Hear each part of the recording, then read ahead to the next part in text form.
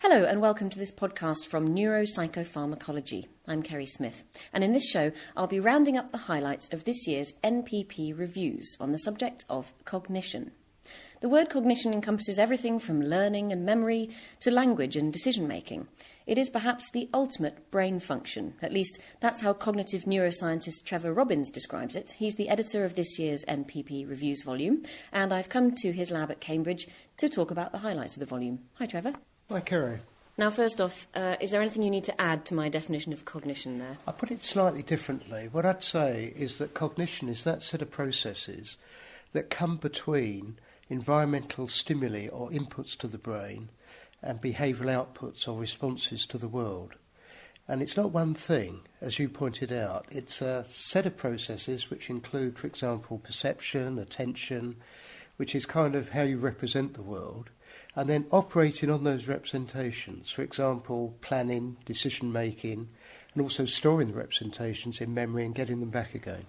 How has our knowledge of cognition changed over the past couple of decades? Cognition's traditionally been the province of psychologists who've evolved very sensitive and sophisticated ways of measuring it. I guess the last couple of decades there's been a huge interest in how cognition is mediated by the brain, particularly the human brain, with the advent of neuroimaging techniques such as functional magnetic resonance imaging and positron emission tomography, but also in terms of sophisticated animal paradigms which enable us to explore human-like cognitive processes such as memory and planning. And what's the focus here on psychopharmacology? Because after all, this is the Neuropsychopharmacology Reviews issue. Yeah, well, obviously psychopharmacology addresses the neurochemical modulation of cognitive function. The brain is a set of neural networks which work in terms of the neurochemicals that are released at the synapses. And these neurochemicals are called neurotransmitters or chemical messengers. And drugs affect the function of these neurotransmitters, for example, blocking their receptors or acting as agonists at their receptors. And what particular trends within this area, then, of psychopharmacology and its effects on cognition did you want to focus on in this volume? I guess the main themes are conceptual but also clinical in terms of translation to real psychiatric disorders such as schizophrenia and depression. Now let's talk about some of the reviews in the issue in a little bit more detail. Now, first off, you started the package of articles with a review on timing. Yeah, so I put together this issue almost like a long playing album, which seamlessly goes from beginning to end.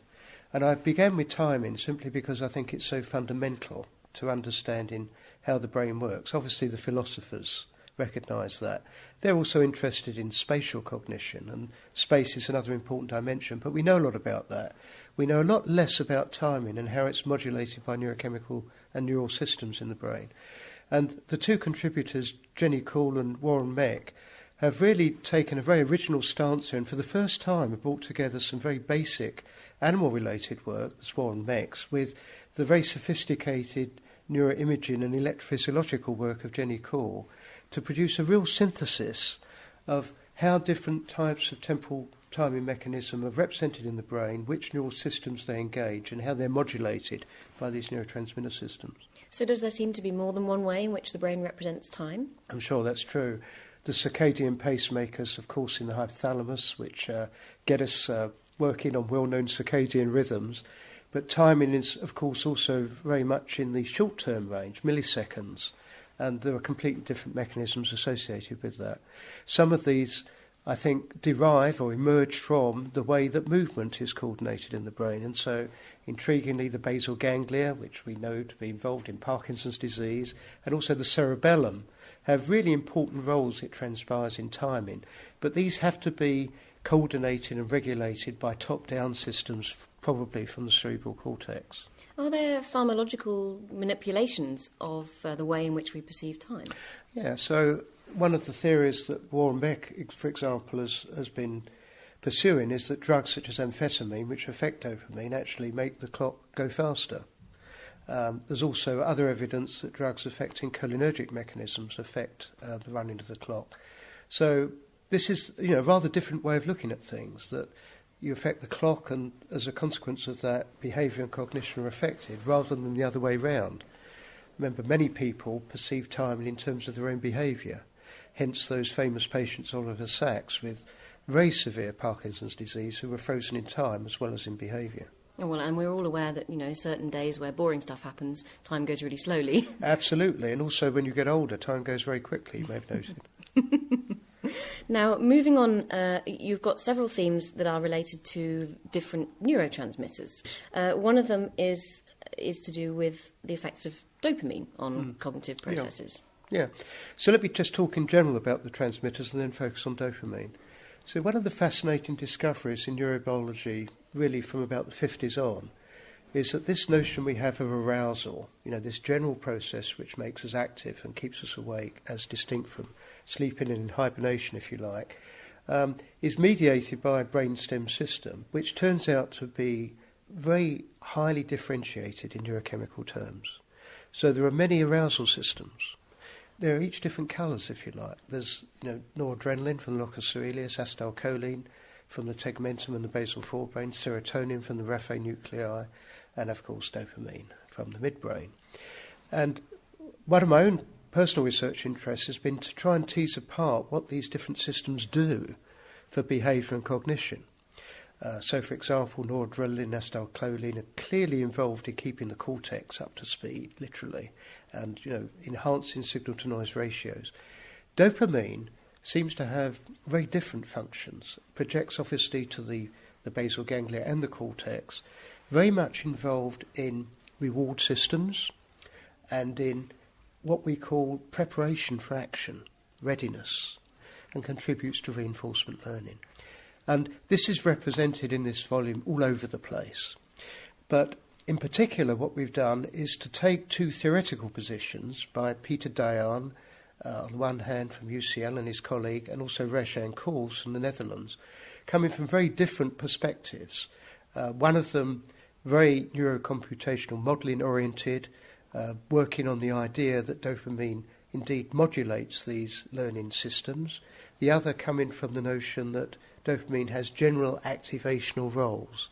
Following that, going more to the human domain, we have two very exciting chapters, one by Robert Rogers, who explicitly discusses how one studies the roles of dopamine and serotonin in human decision-making, complemented by a chapter by Michael Frank and colleagues, where he looks at the neurogenetics of this, how genetic polymorphisms affecting the dopamine system are linked to cognition. And it all comes out rather beautifully, as you'll see in his chapter.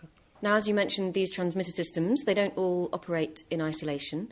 One of the others you mentioned was the cholinergic system, acetylcholine, which I believe some of your own work is centred on. Yeah, so interestingly, in the 80s and 90s, there was very much an idea that the acetylcholine system was particularly important in Alzheimer's disease. And as you know, the drugs we have now for treating Alzheimer's disease generally work by boosting acetylcholine, not that successfully. But that's what we predicted back then on the basis of animal models. What we demonstrated is that animals with damage to their basal forebrain were bad at attending to things. These rats simply didn't pick up visual targets associated with food.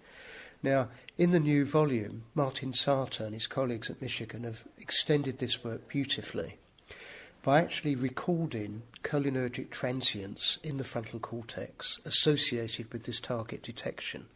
And not only that, he's gone on to study the roles of specific receptors, which are currently of great interest in the pharmaceutical industry, associated with the nicotine receptor. Now, in order to hear a bit more about that, here's Sarter. Conventionally, or traditionally I should say, we attributed fairly undifferentiated functions to the cholinergic system, such as increasing arousal. And in the mid-90s, evidence started to indicate that this system is mediating fairly specific components required for attentional performance. And these days, based on evidence from recent years, we know that the system actually mediates very specific components of attention depending on the area, the target area you're looking at. In terms of what goes wrong with this system, what disorders might result when something is abnormal in cholinergic transmission? Yes, I mean the system came into focus in the early 1980s when it was reported for the first time that these neurons degenerate fairly early in Alzheimer's disease. And I think it's fair to say that the contemporary literature continues to support the view that the severity of the cognitive decline is, at least to a degree, based on the loss of these cholinergic neurons. The status of the system in other disorders that are dominated by cognitive symptoms such as schizophrenia or ADHD is less well understood, at least at the level of the evidence from human brains. And this is because it's very likely that in these disorders it is not the case that the system would degenerate or would undergo other dramatic structural changes, but rather that the system in those disorders is dysregulated in a highly dynamic fashion. Moving from disorders to possible therapies based on acetylcholine and cholinergic transmission, do we know enough yet to be able to develop therapies for some of these disorders that we know that it's implicated in? Yes, and I think just the very recent evidence has given us quite a promising basis to, number one, understand better why traditional attempts to treat these symptoms via cholinergic systems have really not been very convincing. And at the same time, those new insights have given us very interesting ideas, what receptors would be most promising. And our own focus and the focus of many others in recent years have been on a subtype of the nicotinic acetylcholine receptor, because that receptor imports one of these components of cholinergic neurotransmission into prefrontal cortical circuitry and optimizes the functions of that circuitry. And there have been already a couple of smaller clinical trials in ADHD, in age-related memory impairments, and other disorders that have produced very, very promising results. Now, having said this, there are massive questions that have to be explored, but at least now I feel that we have finally a rational approach to try better and more sophisticated approaches to cholinergic pharmacotherapy. Now, we've done cholinergic transmission, we've covered dopamine. How about glutamate? Glutamate. That's also part of the issue. This is the fast signalling transmitter system, which of course is so much implicated in the prime cognitive functions of learning and memory. Well, in this particular volume, we've got two tremendous chapters which also have a clinical application theme. First of all, a chapter with Catherine Myers and Michael Davis and William Carlazon has examined this fascinating new evidence that glutamate is involved in extinction. Now, extinction learning is a very special kind of learning. It's unlearning, if you like. But it turns out that unlearning isn't quite what you think it is. Unlearning occurs when you no longer get rewarded for doing something, so your behaviour dwindles away. What actually happens then, though, is that the behaviour is suppressed by a neural system. The memory is still there, it's just suppressed. And it turns out that glutamate is importantly involved in this process, which has enormous implications in terms of the treatment of anxiety, for example. And possibly post-traumatic stress disorder and other Indeed, conditions. all of these disorders where you want to get rid of things. And indeed, Michael Davis's group have shown that patients with anxiety, vertigo, can show enormous improvements in a simulation of a vertigo task in the lab with D-cycloserine, which lasts out into their everyday environment for at least 3 months as a consequence of combining the old exposure therapy, the old cognitive and behavioural strategy for dealing with this disorder, with the drug. So this is one of the futures of psychopharmacology, the appropriate combination of drug treatment with the appropriate psychological treatment. Now, the second really complementary article in this issue by Phil Corlett and the team at Yale and also Cambridge, Paul Fletcher, studied the model, the ketamine model of schizophrenia. Now, ketamine is a rather non-specific NMDA receptor antagonist, which for many years has been known to produce a, quote, model psychosis in humans, in other words, delusions and so forth. And this group have explored the underpinning psychological and neural processes involved in these effects of ketamine. So typically what they've done is study effects of ketamine on learning, and they find intriguingly that ketamine distorts learning processes in such a way that aberrant salience may be attributed to conditioned stimuli, which of Things course become more important than they would otherwise be. seemingly more important for reasons which aren't very well understood to the person, and so they construct an elaborate delusion to account for this. And this could be a very model of what goes on in schizophrenia. In order to learn a little bit more about the effects of ketamine on cognition, I've actually spoken very briefly to Phil Corlett, so here's what he had to say. So ketamine was initially developed as an anaesthetic drug, but when people came out of the anaesthesia, they reported experiences that were very, very similar to the sorts of things that people report when they're in the early stages of a serious mental illness called schizophrenia. So they would feel like there were odd things happening between themselves and people in the room. They would hear things and perceive things that really weren't actually there. And they would respond to very simple events in the world as though they had much more significance than they really ought to. And so over the past sort of 20 years, 30 years or so, we thought that we could almost explore those effects in healthy volunteers by administering them a dose of this drug. And what would be an example of the type of experiment you might do? The initial experiments involved just administering a subject a fairly high, what we call psychotomimetic dose of the drug, and exploring the effects on people's experiences and how they felt about things in their world.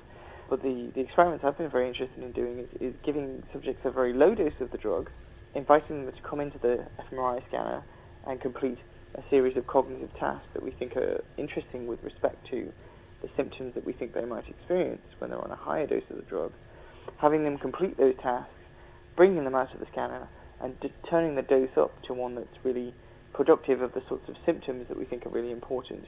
We don't want people experiencing sort of psychotic-like experiences when they're in the scanner. We want them to be able to complete the tasks that we're interested in whilst they're on the drug. And what has this approach been able to tell you that other approaches to studying schizophrenia and psychosis haven't been able to reveal? We think that we're modelling a phase of the disease that one normally wouldn't have access to. So we think with a low dose of ketamine we might be able to explore the psychological states and brain responses that might be a sort of antecedent of those more serious psychotic illnesses. The other thing I think we're capturing with these sorts of studies is the idea that everybody has a propensity towards experiencing these sorts of things. So given the right perturbation, given a ketamine infusion, even people who sort of consider themselves beyond this sort of experience might well have a very profound set of experiences that are very similar to what might happen in the very early phases of schizophrenia. Now, I have to ask, Phil, finally, out of curiosity or perhaps a need to empathise with your subjects, have you ever self-administered ketamine? Sadly not, no. I've volunteered for a different administration of a psychotomimetic drug, so I have been in a study where I've been given a high dose of delta-9 THC, the active ingredient in smoked cannabis. I haven't had ketamine, but I have had something very similar. And that something very similar had a very profound effect on me. I'm glad that I did it, but it was also quite a frightening and troubling experience. I was glad that I could put myself into the shoes of the subjects that we bring into our ketamine studies. Phil Corlett there. Back to you, Trevor Robbins, and I think we should probably talk a little bit. We've dealt with transmitters, I think, quite satisfactorily. Thank you very much, Kerry. We've talked a little bit about transmitter systems. Yes. How about some of the reviews focused on specific disorders? Oh, yes, indeed. Well, I decided to focus in this issue a lot on depression. I decided to go for two rather complementary chapters, one by Diego Pizzagalli at Harvard, who's got a very interesting meta-analysis in his chapter of how, using brain imaging, rostral anterior cingulate activity appears to be a biomarker for efficacy of treatment in depression in various ways. And he's put together a really, I think, compelling case for this in his review of the literature in his article. And also asks the question, well, how is this hyperactivity in some sense functionally protective of the brain against depression? And he looks at several intriguing theories along these lines. would these biomarkers potentially be useful for early diagnosis of certain conditions? Absolutely. Biomarkers is the language of everything these days. I mean, many people think of biomarkers in terms of, say, biochemical biomarker of plaque formation in the Alzheimer's brain or something like that. But because biomarkers can be electrical signatures, brain imaging signatures, structural brain change signatures, even behavioural or cognitive signatures. And this example of increased rostral anterior cingulate activity in the Pizzagalli review is obviously a potential biomarker in depression. Another review looks at the interface between cognition and mood. Tell us a bit about that. The other chapter is by Rebecca Elliott and the team at Manchester. And Rebecca is one of these brilliant people who've really looked at the interface between affect and cognition. And I have to say, she came out of a Barbara Sahakian's lab here in Cambridge, working on how depressed individuals respond to negative feedback originally. And Rebecca, while she was a graduate student, showed that if you give them a cognitive task, they may start performing the task perfectly well, but as time goes on, eventually they make a mistake. Everyone makes a mistake. And their performance then gets worse and worse and worse. And this was called the catastrophic response to failure. And of course normal subjects just pull up their socks and do better after they've made a mistake, but depressed subjects don't. And there's been some very interesting work done, often in collaboration with Rebecca, on the neural substrates of this, which may appear to involve structures like the amygdala and the frontal cortex acting together, frontal cortex regulating amygdala activity in various ways. And Rebecca really explores these very basic findings by this group and also others throughout the world, and has shown how this approach to understanding depression, the interface between cognition and affect, really does work in understanding what's going wrong in the depressed brain. One of the final reviews in the issue looks at this really intriguing effect, the placebo effect, which is everywhere. Yeah, indeed. The placebo effect, remember, is more than one thing. There's several types of placebo effect. They come out very strongly in studies on pain, for example, and also, intriguingly, Parkinson's disease. Probably very different mechanisms. Almost certainly cognitive and behavioural in nature, because essentially what one's talking about here is a manipulation of expectancy. We know a lot about expectancies and how they're represented in the brain, and clearly expectancy is a very important factor that one has to take into account when comparing a new drug, which we have great optimism for, against some control procedure. So the chapter by Benedetti and his colleagues is really a tremendous review of the huge advances we've had in this area, understanding the neural systems and the neurochemical modulation. Now, just before we wrap up, we haven't really touched on the kinds of techniques that people are using to get at some of these issues. We've talked about the issues they're reaching for and studying. What has been the influence of techniques over the last, say, decade? I mean, there's so many it's crucial. now available. I mean, going from some of the animal work, and we haven't talked very much about some of the animal models of cognitive functions, but clearly they've involved not only just the administration of drugs, but also the production of transgenic animals, transgenic mice with specific neurotransmitter deficits, if you like. So that's very important. I mentioned Martin Sarter's work with advanced voltammetry methods for measuring, for example, cholinergic transients in the frontal cortex. These are tremendous developments. And also, obviously, all of the imaging, not only fMRI, which we've discussed, but also PET, labelling of receptors in the brain. But also, we have to look to the future. One aspect of the future may be to look at more sophisticated human electrophysiological methods. Obviously, one has electrophysiology in animal models in terms of single units and channels and so forth. But what we're interested in here is measuring quite discrete potentials associated with cognitive events, for example, from the scalp. What they're going to bias is improved resolution of time in terms of cognitive processing. What they're also going to bias, in conjunction with brain imaging using a magnet, is this temporal resolution combined with better spatial resolution from the magnet.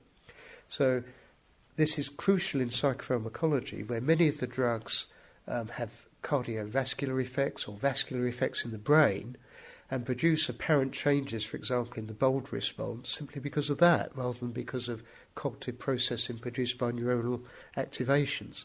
So the advantage of harnessing electrophysiological with neuroimaging methods in humans in response to a drug, we'll be able to tie down when that drug is working, where it's working, and also that it's working on neuronal populations rather than simply indirectly as a consequence of vascular effects. So buying us time, better temporal resolution as well as spatial, we're almost back to the beginning when we're talking about timing. And so that's why we put that chapter in at the beginning, because in fact the application of these methods has been largely to look at processes like attention and preparation for motor output, which require very crucial timing mechanisms. Now, I know that scientists hate to speculate too much, Trevor, but I'm going to ask you to do just that. What do you think the field of cognition has in store for us in the next 10 years?